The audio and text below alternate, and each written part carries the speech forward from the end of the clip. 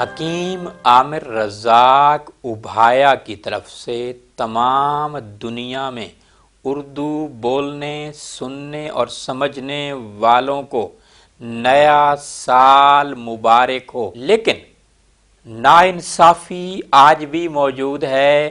بڑے آدمی کو، فرعون وقت کو ہم بڑا آدمی سمجھتے ہیں۔ ظالم آج بھی موجود ہیں، آج بھی پڑھے لکھے بھی ظالم ہیں، آج بھی چور، ڈاکو اور مرتشی مسجد کی پہلی صف میں بیٹھے ہوتے ہیں۔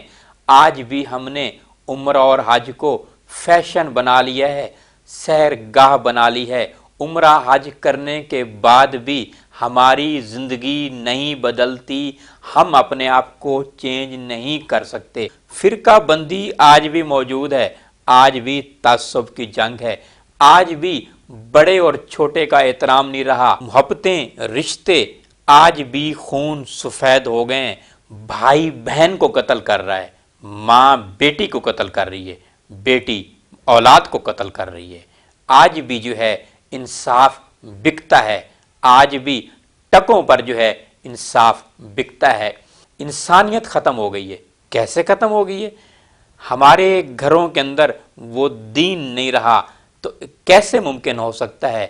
ممکن ہو سکتا ہے جب ہم مکمل دین میں داخل ہوں گے، اللہ اور اللہ کے نبی صلی اللہ علیہ وآلہ وسلم کے نقش قدم پر چلیں گے۔ کہوں کس طرح نیا سال ہے، وہ جو حال تھا وہی حال ہے۔ کہوں کس طرح نیا سال ہے، وہی زندگی کے وبال ہے۔